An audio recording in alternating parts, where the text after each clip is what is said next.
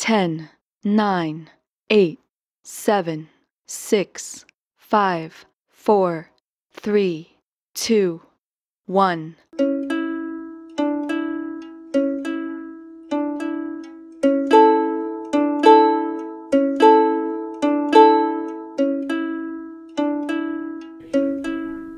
Bismillahirrahmanirrahim. Assalamualaikum warahmatullahi wabarakatuh. Salam sejahtera, salam labuan super guru sayang muridnya.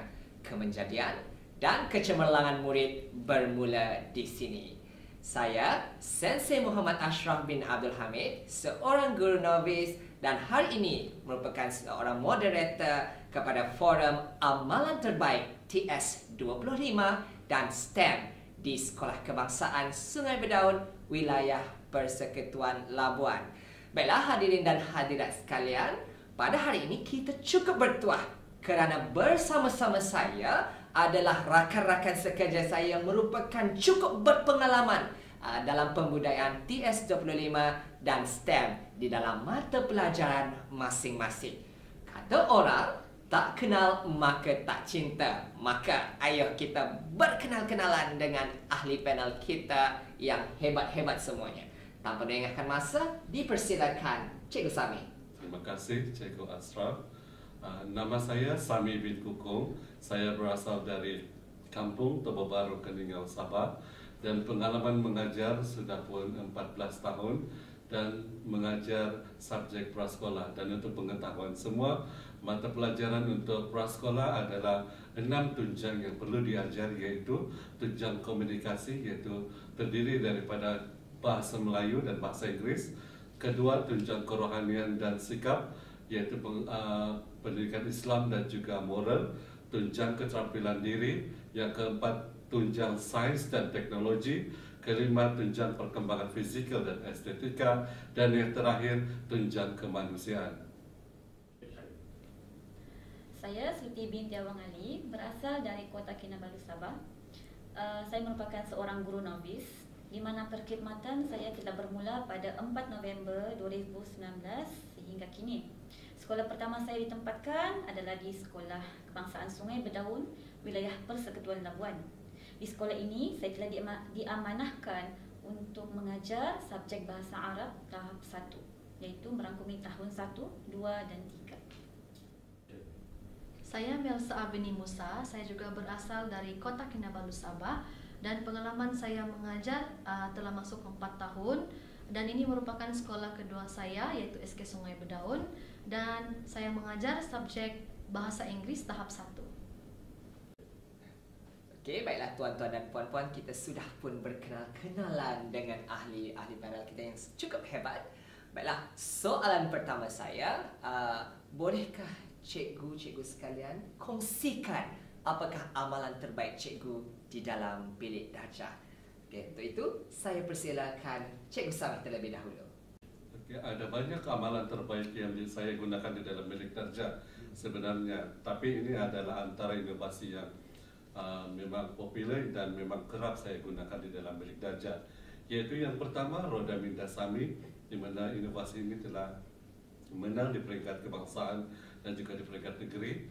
Yang inovasi kedua adalah inovasi SEM Smart Kokit yang juga hanya menang di peringkat negeri. Dan yang terkini dan yang kerap saya gunakan di dalam bilik darjah adalah inovasi Velcro Smart Board, di mana ia telah pernah memenangi pertandingan inovasi di peringkat kebangsaan dan juga antarabangsa. Baiklah, terima kasih Cikgu Sami di atas perkongsian amalan terbaik sebentar tadi. Hebat ya Cikgu Sami, tuan-tuan dan puan-puan. Baiklah, soalan yang sama kepada Ustazah Suti, persilakan. Okey.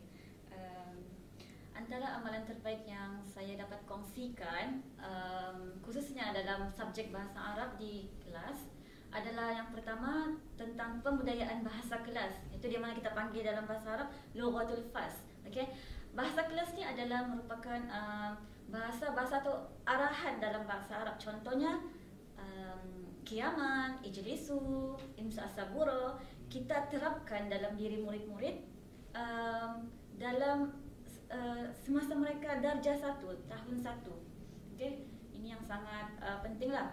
Yang kedua yang saya dapat kongsikan, amalan terbaik yang saya lakukan adalah nyanyian. Kaedah nyanyian ni amat penting khususnya dalam subjek bahasa Arab. Di mana sememangnya kita tahu bahasa Arab ni adalah subjek yang susah difahami dan juga murid-murid tidak berminat. Jadi saya mengambil kaedah nyanyian sebagai langkah untuk memberikan keseronokan dan juga menjadi didik hibur kepada mereka. Wow, terus saya rasa ingin masuk ke kelas Ustazah Suti dan belajar bahasa Arab ya tuan-tuan.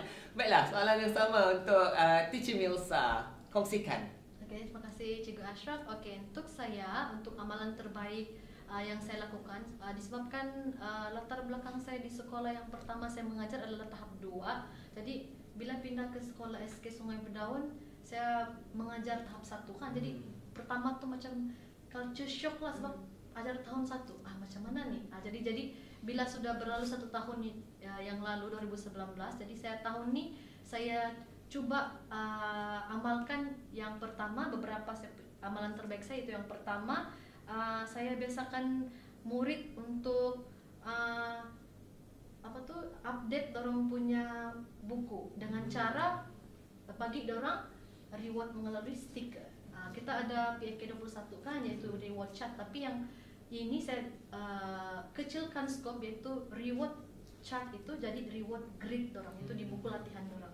Jadi ini dapat salah satu cara saya untuk pastikan dorang sentiasa ada buat aktiviti dorang.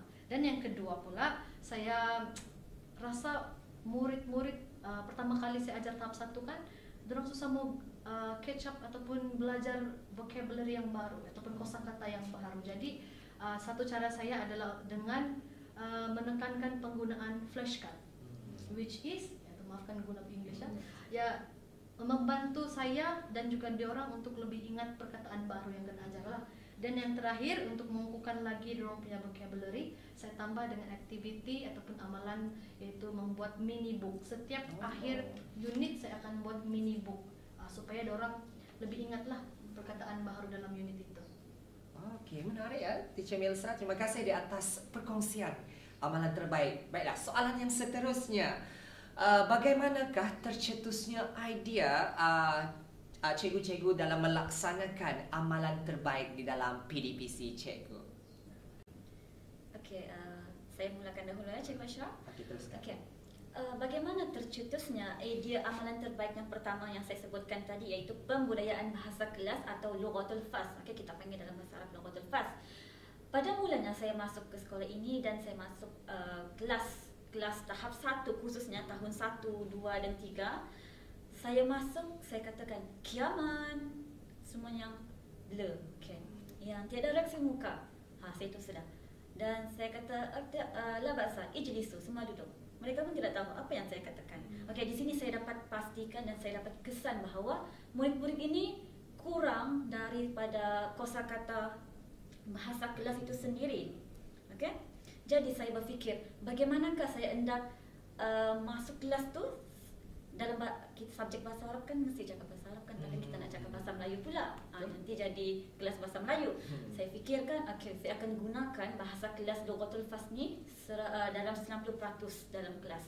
Di mana saya melangkah masuk sahaja, saya menggunakan, dan saya keluar, saya guna juga bahasa kelas. Di sini saya telah menggunakannya dan berhasillah. Sampai sekarang sehingga kini dalam 70 hingga 80% murid-murid faham apa yang saya katakan, apa yang saya bagi arahan dengan mereka. Okey, contohnya kiaman, imsa saburo, kus al-kumama, pungut sampah, kutip sampah, imsa saburo, pada papan tuli, iftahu kitab at-tadribas, buka buku. Mereka faham walaupun tahun 1, 2 dan 3. Okey, lebih-lebih tahun 1 lah. Kita sedia maklum bahawa tahap 1 kurang dari segi meneliti kamus-kamus bahasa Arab. Jadi, apa kata kita sebagai kamus mereka? Okey? Apa yang kita perlu buat adalah kita menjadi role model kepada mereka, kita bagi contoh. Lama-kelamaan akan berulang dan mereka faham sedang. Okey? Alah bisa, tegal biasa. Macam tu. Dan yang kedua adalah amalan terbaik saya, nyanyian. Yang ini sangat-sangat penting kerana saya mengajar bahasa Arab, iaitu tajuk anggota badan. Saya mengajar taib haza hazihi tangan. Mereka saya kata ini mulut, ini semua apa telinga. Last kali terakhirnya bila saya buat soal jawab, mereka tidak faham pun. Mereka kurang menyebut balik apa yang mereka faham. Jadi saya telah mengambil pendekatan didik ibu iaitu nyanyian, di mana nyanyian ini sangat penting. Saya nyanyian dalam bahasa Arab dan saya juga masukkan bahasa Melayu itu sendiri. Kemudian mereka dapat faham lah, dan bukan saja itu, mereka dapat dalam sesingkat masa pun mereka dapat hafal. Hafal kalimat-kalimat dan perbedaan kata tuh. Itu yang kita nak fokus dalam bahasa Arab. Kita nak mereka banyak mufradat, banyak kosakata. Itulah tujuan bahasa diajar kepada mereka. Dan banyak lagi lah nyanyian-nyanyian yang telah saya cipta dan reka, kan. Wah, menarik ya, Ustazah Siti. Sangat menarik. Saya suka yang bahagian Al-Hadisah Tegal biasa. Kerana tuan-tuan dan puan-puan, untuk mengajar subjek bahasa, perlulah kita melentur buluh, biarlah dari rebungnya. Baiklah, soalan yang sama saya tujukan kepada Teacher Milsa. Teruskan, Teacher Milsa. Baiklah, terima kasih kepada Cikgu Ashraf. Untuk saya teruskan kepada saya punya bagaimana tercetusnya idea ini, saya akan mulakan dengan yaitu amalan terbaik yang pertama, yaitu penggunaan reward sticker nih. Jadi waktu saya mula-mula masuk mengajar tahun 1, tahun lepas, jadi saya dapat mula-mula saya masuk kelas dorong tuh, saya tanya, mana buku English kamu, mana buku aktiviti latihan kamu. 1-2 orang saja yang rajin lah antar buku begitu untuk setiap kelas yang saya ajar. Jadi saya rasa something wrong nih. Jadi saya pun pikir apa cara saya untuk pastikan dorang kerap menghantar ataupun membuat latihan ini berisok. Bahasa kan, bahasa kita perlu repetition, drilling. Jadi tanpa repetition, tanpa drilling, benda itu tidak akan embedded, tidak akan tertanam dalam otak dorang. Jadi salah satu cara saya yang pertama itulah yang reward sticker. Jadi bila dorang sudah dapat stiker nih kan, saya kasih print, lekat satu-satu di buku dorang. Walaupun memang ada makan kos, tapi itulah usaha kita kan sebagai guru kan, sebagai pendidikan. Jadi saya sudah kasih mula macam itu, barulah macam kawan dorang nampak, dia banyak stiker. Saya pun mau macam dia. Lepas tu last year yang ujung tahun tuh, saya akan bagi dorang reward, yaitu hadiah kepada orang yang murid yang kerap menghantar lah. Jadi itu macam satu motivasi lah kepada dorang kan untuk dapat. Tapi apa yang saya mau dorang belajar bukan dapat reward untuk dapat stiker itu untuk dapat hadiah saja, tidak. Jadi saya mau dorang lebih pengukuhan dorang dari segi bahasa Inggris tuh. Jadi saya tambah lagi dengan yaitu amal terbaik yang kedua dan ketiga, yaitu penggunaan flashcard dengan mini book nih. Ini tujuan dia adalah untuk dorang mengukuhkan lagi dorang punya vocabulary lah. Sebab kita bukan 24 jam Pak sama murid kan. Jadi dengan adanya flashcard dalam kelas, mini book dalam rumah dorang, dorang boleh sambil dorang di rumah boleh ulang kaji. Jadi macam killing birds with one stone lah begitu. Jadi itu saja untuk idea saya lah. Oh, menarik ya. Teacher Milsa cuba untuk membawakan suasana English is fun ya. Kan kita dahulu zaman-zaman kita dulu English is fun. Okey. Seronoknya belajar bahasa Inggeris. Baiklah, kepada panel seterusnya Cikgu Sami, kongsikan bagaimana tercetusnya idea. Saya sangat tertarik dengan beberapa pandangan panel tadi, kita dari segi bahasa Inggrisnya dengan bahasa Arabnya. Kita berbalik kepada maksudnya kita akan turun level pula ke bahagian prasekolah pula. Bagaimana tercetusnya idea dalam saya melaksanakan amalan terbaik PDPC ini di kelas prasekolah? Seperti yang Cikgu Ashraf katakan tadi bahwa melentur bulu biarlah dari rebungnya, dan konotasi itu dikuatkan lagi dengan teori Jean Piaget, di mana dia telah mengatakan bahwa kanak-kanak perlulah dididik bermula daripada prasekolah itu sendiri. Dan tercetusnya idea amalan terbaik ini apabila timbulnya isu di dalam bilik darjah itu sendiri melalui pengajaran dan pembelajaran di dalam bilik darjah. Tapi bahan-bahan ini, amalan terbaik yang saya gunakan di dalam PDPC saya ini lebih kepada bahan inovasi, di mana saya dapati murid-murid ini lebih seronok dan cepat menguasai apabila kita menggunakan bahan inovasi, maujud, berbanding secara formal. Mungkin apabila kanak-kanak itu sudah besar, mungkin pendekatan itu sudah berbeza. Jadi bagaimana tercetusnya idea untuk amalan terbaik ini? Kerana saya mendapati bahawa murid-murid ini lebih suka dengan benda mewujud. Jadi seperti saya katakan tadi, amalan terbaik saya itu ada 3. Yang pertama, roda minda sami. Kenapa tercetusnya roda itu? Sebab ketika itu murid suka bermain dengan permainan roda. Ya, saya katakan, kenapa tidak saya transformkan benda itu kepada satu permainan inovasi yang menarik supaya murid-murid boleh gunakan itu di dalam bilik darjah pada setiap hari. Yang kedua pula, Sam Smart Kit. Amalan ini tercetus apabila saya mendapati bahawa murid gemar bermain game. Sebab inovasi Sam Smart Kit ini lebih kepada pendekatan permainan atau game itu sendiri. Jadi saya telah menjalankan beberapa amalan terbaik ini bukan saja kepada prasekolah, tetapi kepada pemulihan tahap 1, dan dianya telah berjaya menarik minat murid. Dan yang ketiga, Velcro Smart Board ini, di mana saya telah menggabungkan amalan terbaik itu kepada beberapa mata pelajaran. Contohnya bahasa Melayu, bahasa Inggris, matematik, sains, dan yang lain-lain menjadi satu. Di mana saya telah gabungkan itu menjadi satu bahan inovasi, dan supaya pada masa akan lain saya tidak perlu menggunakan bahan-bahan inovasi yang lain. Jadi dengan inovasi yang satu ini, all in one, maksudnya tercetusnya juga ide Velcro Smart Board ini apabila saya pada mulanya saya memberikan latihan kepada murid prasekolah. Latihan itu berbentuk latihan kertas, tetapi apabila saya dapati mereka buat latihan itu menarik, tetapi saya tercetus ide itu apabila saya terfikir untuk transformkan latihan itu kepada bentuk yang lebih besar. Jadi inovasi itu mungkin saya boleh akan kongsikan pada masa akan datang lah. Jadi inovasi Velcro Smart Board ini, apa yang menariknya ini dan menjadi amalan terbaik kerana ianya merangkumi ke semua mata pelajaran dan merangkumi permainan juga ada, menguji memori dan melibatkan pembelajaran secara kebat, yaitu dalam mata pelajaran matematik dan juga sains itu sendirilah. Wah, menarik ya Cikgu Sami. Terima kasih di atas perkongsian daripada cikgu-cikgu sekalian, yang saya boleh rumuskan di sini bahawa hasilnya kita akan tercetus untuk menghasilkan sesebuah amalan terbaik itu berdasarkan kepada permasalahan yang kita boleh nampak di dalam proses pembelajaran dan pemudahcaraan di bilik darjah.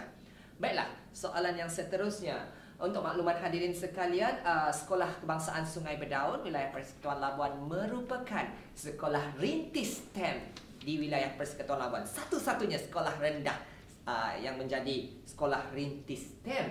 Jadi kita akan masuk ke dalam topik STEM. Okey, baiklah. Bagaimana cikgu melaksanakan pengintegrasian STEM di samping pembudayaan TS25 sewaktu di dalam bilik darjah? Baiklah, boleh Teacher Milsa kongsikan bagaimana teacher mengintegrasikan STEM dan pembudayaan TS25 dalam PDPC, teacher? Baiklah, terlebih dahulu kita lihat dulu apa maksud STEM itu. STEM kita sudah tahu yaitu merangkumi sains, teknologi, engineering, dan matematik. Jadi dalam PDPC bahasa Inggris, apa yang saya lakukan adalah dengan cara menggunakan yaitu projek-projek yang mudah, yaitu sama dalam masa yang sama saya juga mentaksir PPD lah bersama dengan mereka.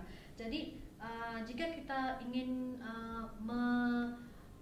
mengadaptasi yaitu pembudayaan TS25 beserta STEM dalam kelas, kita perlu yang pertama tujuan pertama yang kita perlu lihat sama ada PDPC kita itu adakah dia menjurus ke arah kemenjadian murid atau tidak, sebab itu adalah elemen penting dalam TS25. Jadi sewaktu saya melaksanakan PDPC dalam kelas, saya akan melihat adakah PDPC saya itu mencapai yaitu satu kesan, yaitu di akhir pembelajaran saya dapat buat satu pembelajaran yang menyeronokkan bagi murid.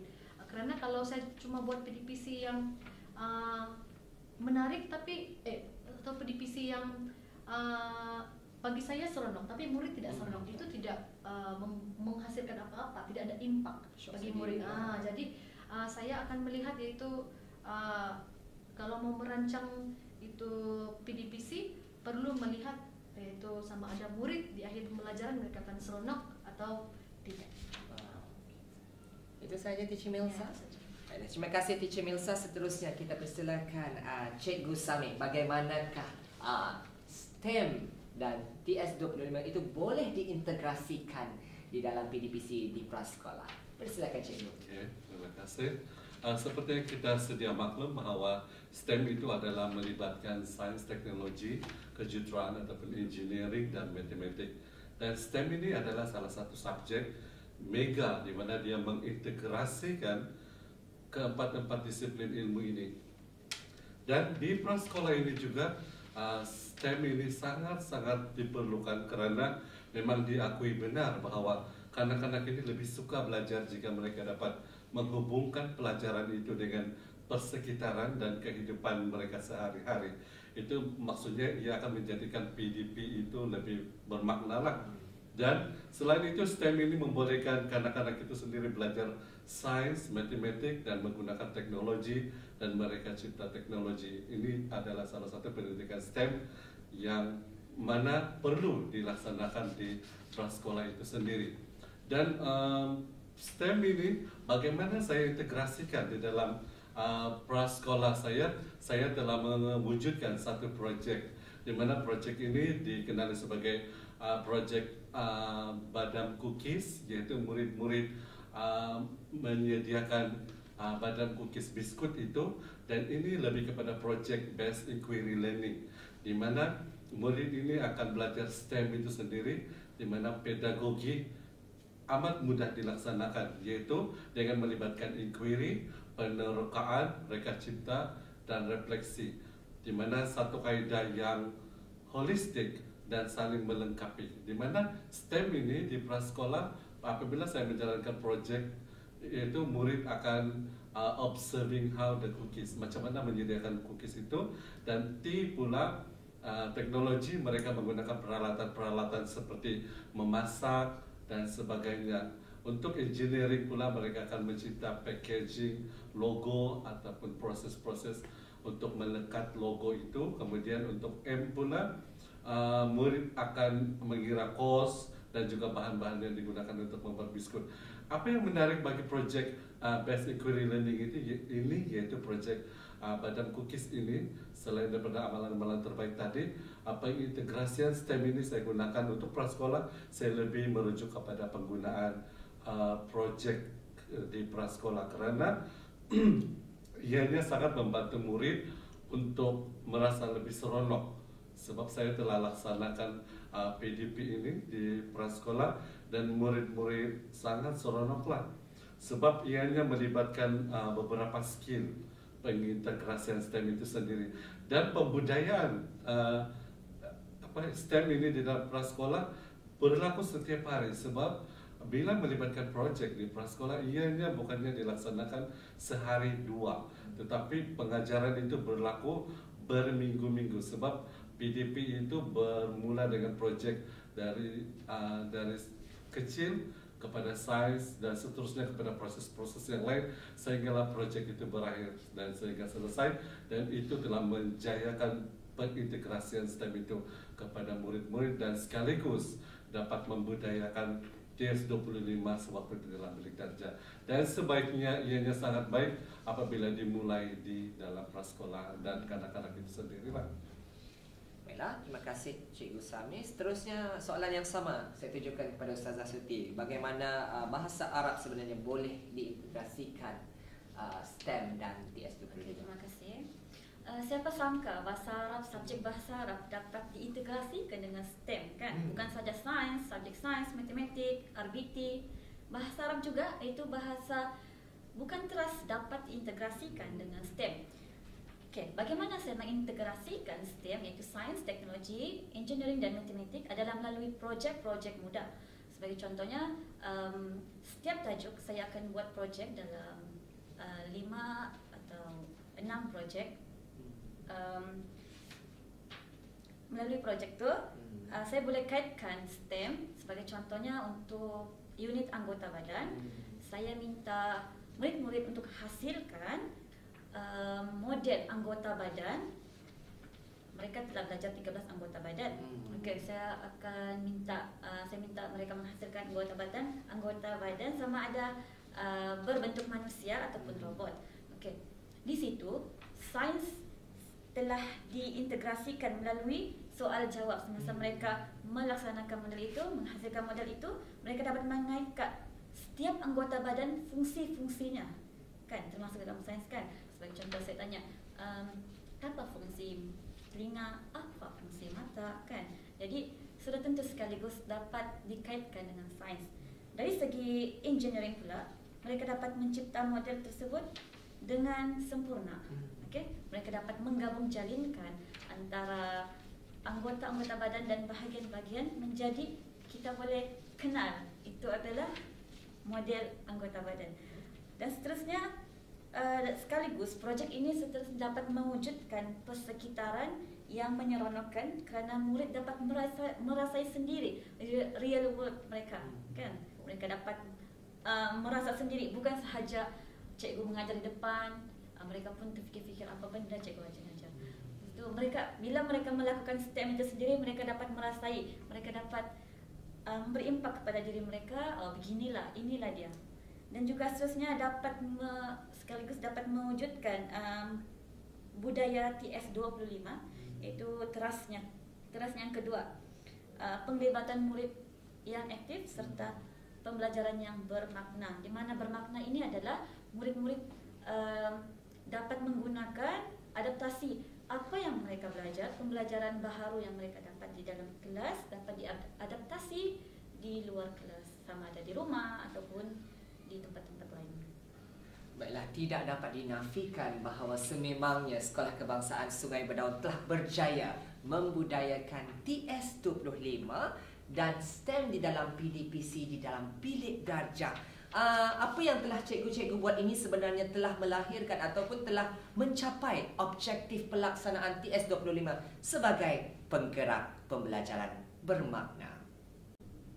Baiklah, tadi kita sudah mendengar bagaimana cikgu-cikgu mengintegrasikan STEM dan TS25 di dalam PDPC masing-masing. Sekarang saya ingin cikgu berkongsi apakah key challenges ataupun dalam bahasa Melayu cabaran utama untuk cikgu mengintegrasikan STEM dan membudayakan TS25 dalam mata pelajaran yang diajar.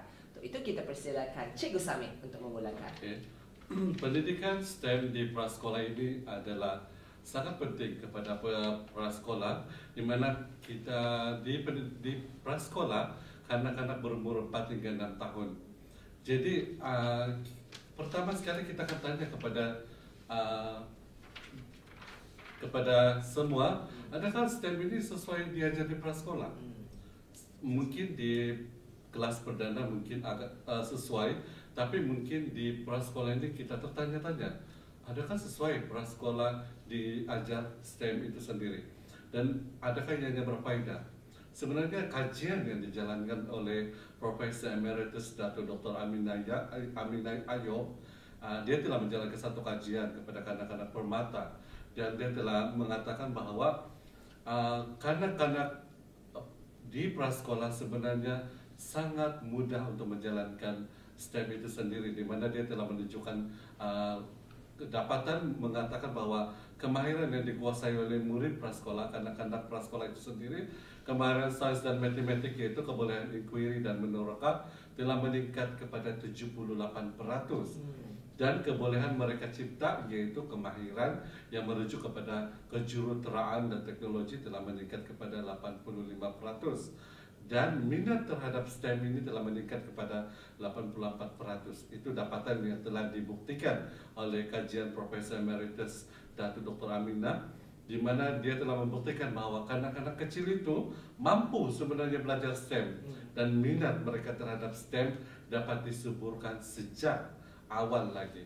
Tetapi pada PDPC STEM yang saya laksanakan di prasekolah saya sendiri, terdapat cabaran-cabaran dan setiap guru mungkin prasekolah juga mempunyai cabaran itu, dan tidak juga kurang dengan saya, yaitu cabaran utama penerapan pendidikan STEM itu adalah saya kurang menguasai pedagogi yang melibatkan konteks pengajaran sains. So, saya memang aliran sains, tapi maksudnya saya bukannya daripada jurusan sains yang tulen. Maksudnya pengajaran itu cuma yang basic saja. Jadi di situ berlaku kurang penguasaan pedagogi, konteks pengajaran sains, dan satu lagi kekurangan alat itu sendiri untuk menjalankan aktiviti penyiasatan. Sebab di dalam pendidikan prasekolah keselamatan kanak-kanak itu sangat diutamakan. Jadi peralatan itu juga mestilah diselenggara dan digunakan dengan sebaiknya. Dan sebaiknya penggunaan bahan itu mestilah yang terbuang. Jadi cabaran utama saya di sini adalah penguasaan pedagogi itu. Jadi saya perlu merujuk kepada mana-mana sumber untuk memastikan yang PDP pedagogi itu berjalan dengan baik. Konsep sains itu sendiri untuk digunakan dalam PDP itu, dan saya perlu menyediakan bahan-bahan itu sendiri, sebab kadang-kadang tidak menyediakan bahan dari rumah, apatah lagi sekarang PKP, jadi guru terpaksa menyediakan peralatan-peralatan itu. Itu antara cabaran-cabaran lah untuk pengintegrasian STEM itu di prasekolah. Baiklah, Ustazah Suti ada ingin menambah apa-apa? Saya ingin tambah sedikit. Seperti yang kita tahu, cabaran utama yang saya hadapi, yang paling utama dalam kelas apabila menerapkan amalan STEM dalam PDPC, khususnya dalam bahasa Arab ini, adalah kawalan kelas ketika murid-murid melaksanakan projek STEM itu. Okey, di mana seorang guru bersama dengan murid-murid di hadapan selama 38 orang. Okey, bila melaksanakan projek, kita nak tengok di sana, kita mau tengok di sini, kita tidak ada cukup tangan.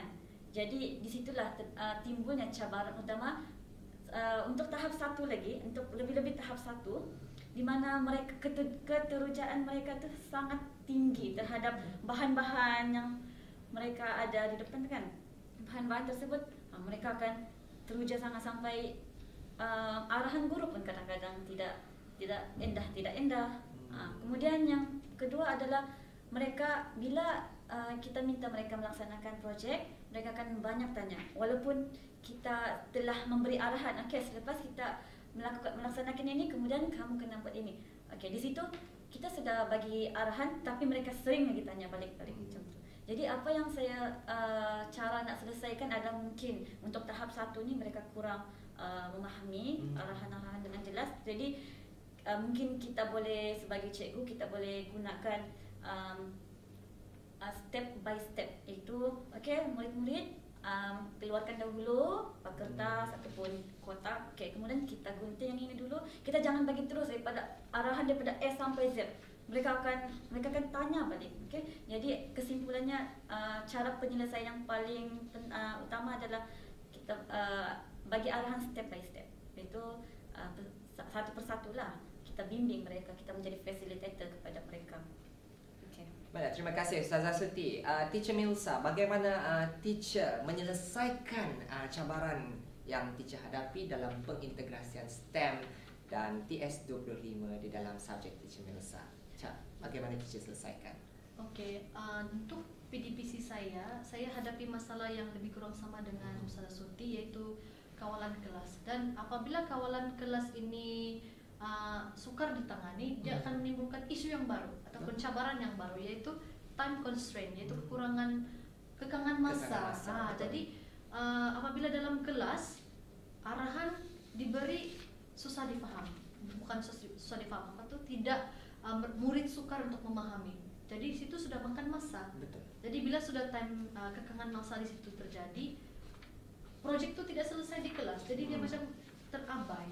Jadi apa cara saya untuk menjayakan projek saya ni? Okey, pertama saya buat flip classroom, iaitu maksudnya topik yang ataupun PDPC yang saya ingin ajar itu saya sudah maklumkan sebelum PDPC itu hari tersebut. Saya maklumkan dalam grup WhatsApp. Jadi saya sudah maklumkan, oke, hari ini untuk esok hari kamu akan belajar ini. Sila buat ulang kaji ataupun sila buat background check itu apa topik yang disampaikan untuk hari esok, dan kemudian untuk hari esok benda ini kamu perlu sediakan, dan ini adalah step-step yang kamu perlu laksanakan. Jadi bila saya sudah laksanakan dengan cara begini, hari kejadian yaitu hari saya laksanakan project itu dia lagi lancar, dan murid yang tidak siap pun berkurang. Kalau dulu macam hampir 40% sahaja murid siap. Jadi bila sudah ada cara yaitu flip classroom nih, dia lebih banyak lah meningkat murid yang siap tuh. Dan pada masa yang sama kawalan kelas juga dapat dimantapkan dari cara yang begitulah. Baiklah, soalan seterusnya, apakah key success factor ataupun faktor kejayaan dalam kita menentukan PDPC yang dirancang mencapai objektif yang telah ditetapkan? Okey, saya persilakan Ustazah Suti untuk menjawab soalan ini terlebih dahulu. Okey, terima kasih. Faktor kejayaan dalam menentukan PDPC yang telah saya rancang sama ada mencapai objektif PDPC itu atau tidak, iaitu saya merujuk balik kepada objektif pembelajaran dan kriteria kejayaan yang telah saya tetapkan pada awal pembelajaran. Okey.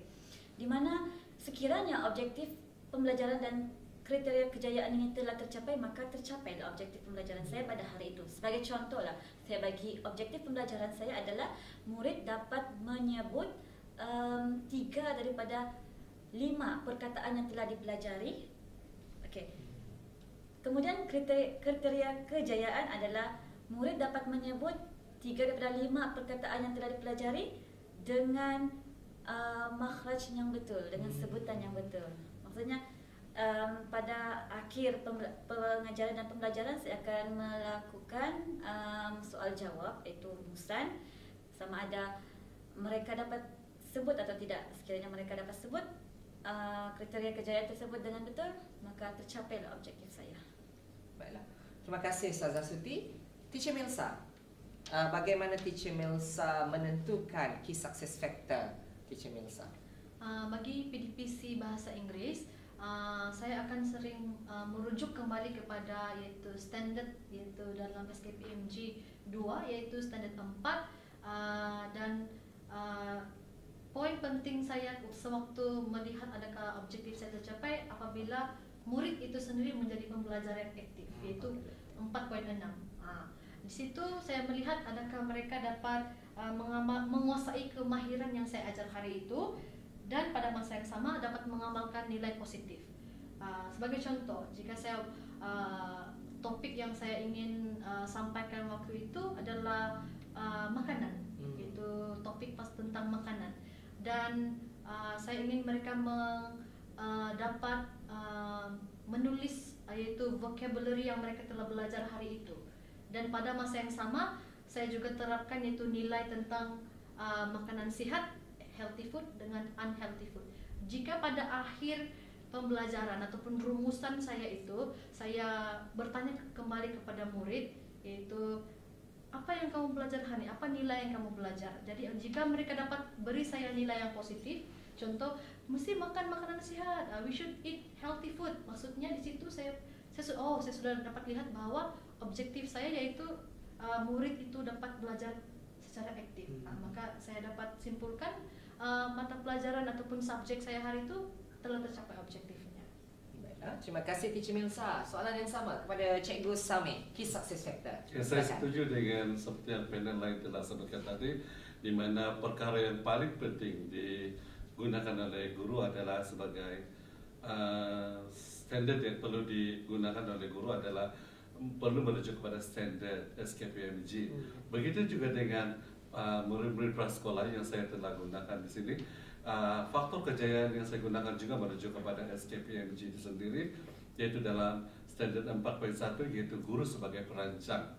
Di mana di sini merujuk kepada saya menyediakan rancangan pengajaran harian itu dengan teliti dan perlu merujuk kurikulum standar prasekolah bagi prasekolah supaya semua KSPK itu adalah sesuai dengan objektif yang perlu saya capai pada ketika itu dalam PDP tersebut.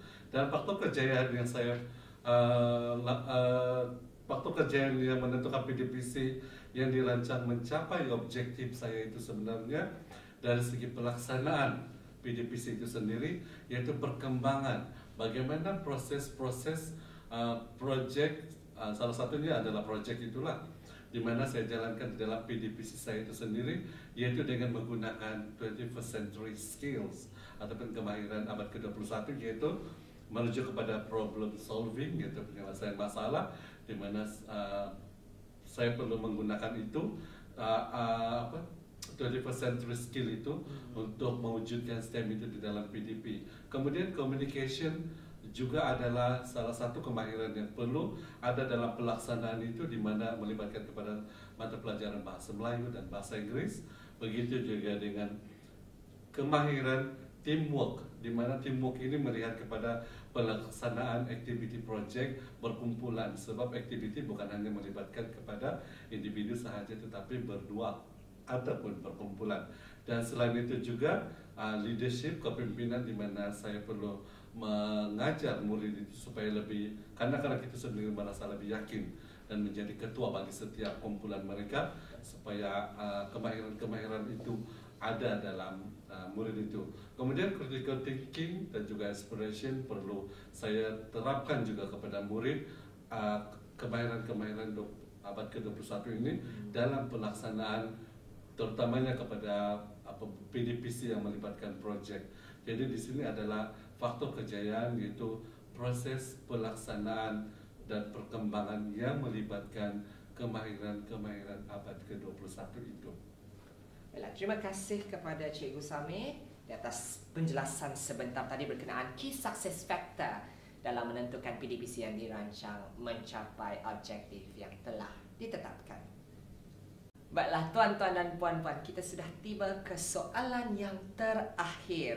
Baiklah, umum mengetahui bahawa Sekolah Kebangsaan Sungai Berdaun Wilayah Persekutuan Labuan merupakan sekolah TS25 kohort yang kedua dan merupakan sekolah rintis STEM di wilayah Persekutuan Labuan bagi sekolah rendah.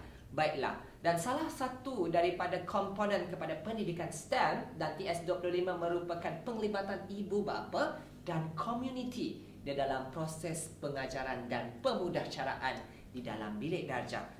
Namun, itu semua dalam orang kata PDPC sebelum ini. Namun, apabila datangnya sahaja wabak COVID-19, kita sudah mentransformasikan proses PDPC itu sebagai satu proses PDPC normal baharu. Okay?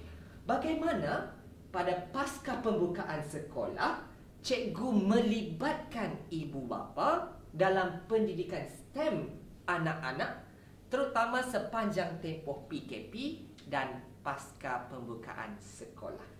Teacher Milsa. Baiklah, saya kongsikan iaitu bagaimana saya libatkan ibu bapa dalam pengintegrasian pendidikan STEM ini, iaitu dalam tempoh PKP saya telah melaksanakan iaitu satu PDPC yang melibatkan projek muda. Bagi tahun 1 saya telah memberitahu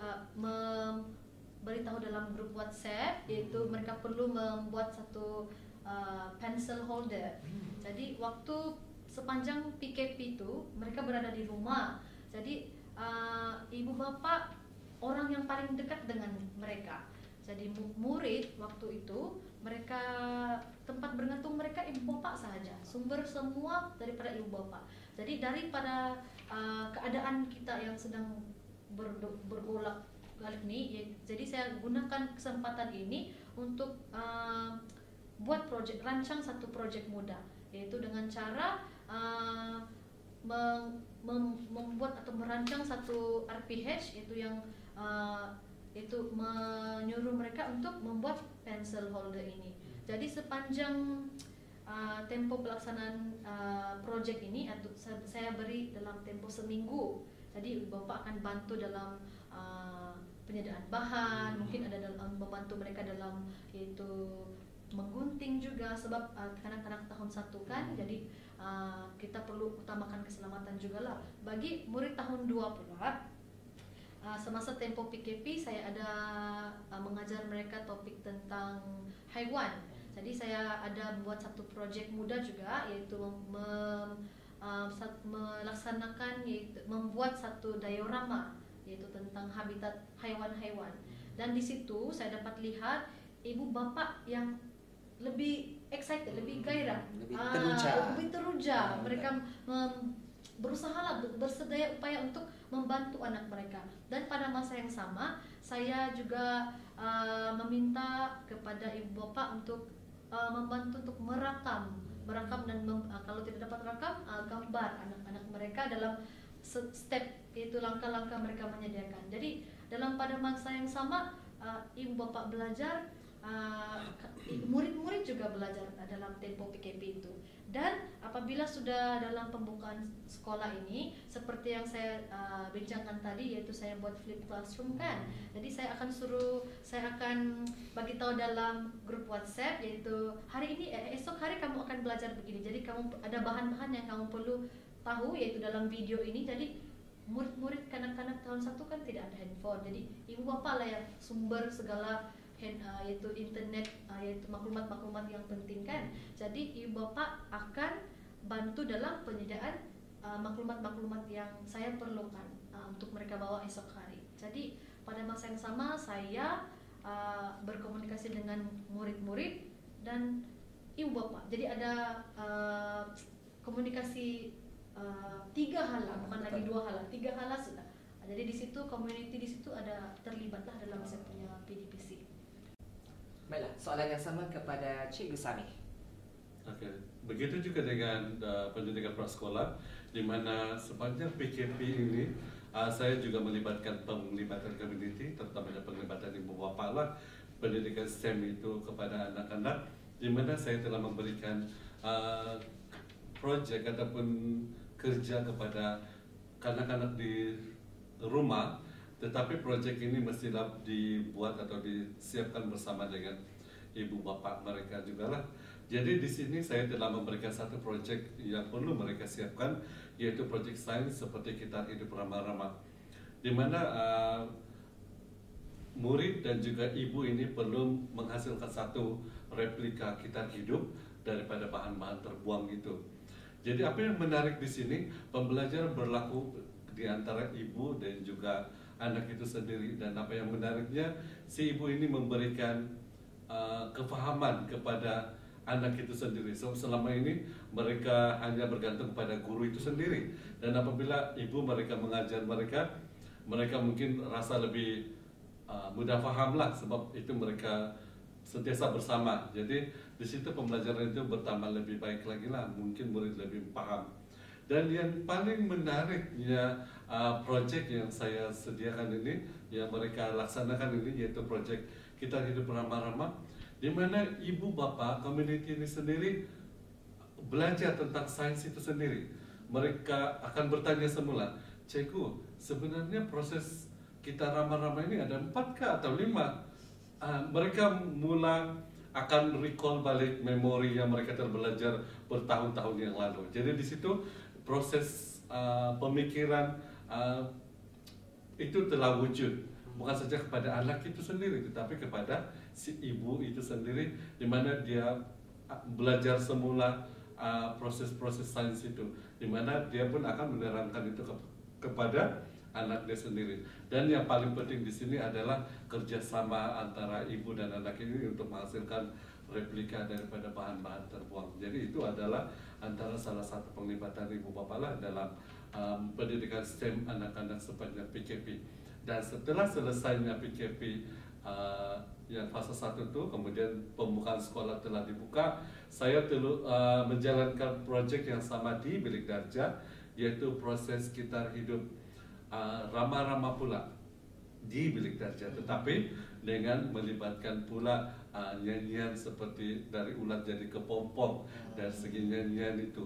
Jadi maksudnya pembelajaran itu bukan hanya pada PKP, tetapi dia ada kesinambungan. Apabila pembukaan sekolah dibuka, PDP itu saya ulang semula. Kita hidup ramah-ramah itu dengan menggunakan pendekatan-pendekatan yang berbeza selain daripada yang telah mereka lakukan di rumah. Jadi itu antaralah penglibatan ibu bapa bersama dengan anak-anak. Baiklah, pada Ustazah Suti, soalan yang sama dan soalan yang terakhir pada Ustazah Suti. Berdasarkan kepada ulasan Teacher Melissa dan Cikgu Sami, benarlah, dan di sini saya menegaskan bahawa peranan ibu bapa itu sangat penting dalam pembelajaran anak-anak mereka. Kita nak pembelajaran berterusan walaupun sepanjang tempoh PKP, okay? Murid-murid terkandas dalam rumah, tetapi pembelajaran itu berterusan, tetap ada. Tidak boleh terhenti di situ sahaja. Jadi di sini semasa tempoh PKP, saya telah melaksanakan juga projek-projek mudah.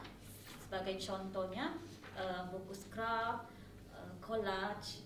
Kemudian saya juga meminta murid-murid untuk menghasilkan video mereka, video nyanyian, video-video menarik untuk kita nilai perkembangan mereka di rumah bagaimana.